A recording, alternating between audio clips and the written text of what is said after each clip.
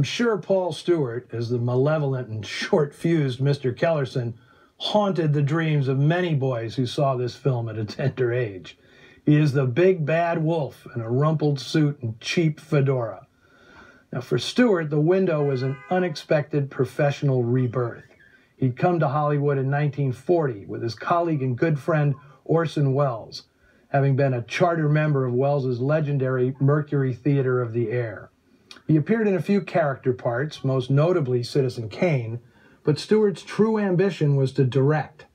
After several rugs had been pulled out from under him at both RKO and Paramount, including the promise to direct Joan Fontaine in a picture he developed in 1945 called Christabel Kane, Stewart kissed off the movies and returned to New York, determined to direct, whether it was in radio or on the stage.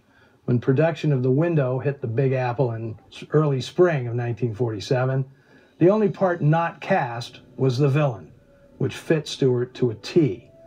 He signed on, figuring it for a nice one-shot payday.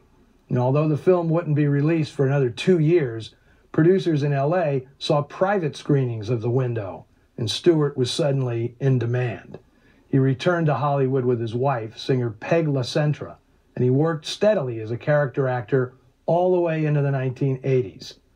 To me, Paul Stewart, born Paul Sternberg in Manhattan in 1908, had one of the most distinctive faces and voices in the movies, both equally well suited to film noir. Ted Tetzlaff, the director of The Window, was born into show business. His father, Teddy Tetzlaff, was a famous race car driver who'd become one of the leading stunt drivers in early Hollywood. Ted Jr. became a cameraman during the silent era and photographed hundreds of features over the course of almost 20 years, including such classics as My Man Godfrey, Talk of the Town, and The More the Merrier. His last job as a DP was the 1946 Alfred Hitchcock thriller Notorious, where he obviously gleaned tips from the master of suspense. As for Bobby Driscoll's career, he once remarked that I was carried in on a satin cushion and then dropped into the garbage can. After The Window, he had one more hit, Treasure Island in 1950, and then voiced Disney's 1953 Peter Pan. But after that, it was a sad spiral into adolescence. Puberty put an end to his cherubic appeal. In his teens, Driscoll suffered severe acne, and only 6 years after headlining the biggest hit of 1946, he couldn't get a job in front of the camera. By the time he was 17, he was spending all the money he'd made feeding a heroin addiction. Driscoll moved to New York in the mid-1960s and started bartering his one-time fame for gigs in the burgeoning underground scene, appearing in the 8mm experimental film Dirt, and briefly becoming a hanger-on to Andy Warhol during the early days of The Factory. In 1968, two boys playing in a crumbling Greenwich Village tenement, eerily similar to the one depicted in The Window, discovered a young man dead in the rubble.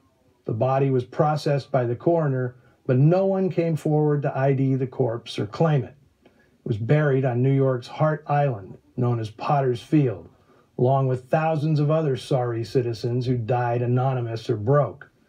It wasn't until a year later that a match of fingerprints identified the 31-year-old John Doe as former child star and Oscar winner Bobby Driscoll. Sorry to end on such a low note, but that's how it goes sometimes in noir, where real-life tragedy often bleeds into the movies. If you need someone to talk to, you can always commiserate on the Noir Alley Facebook page and the Twitter feed. I'll be back next week when we'll be celebrating Noirvember in the highest of style, with one of the most intense and visually stunning films ever. Until then, remember, if you're doing something even a little bit sketchy, pull the shades all the way down.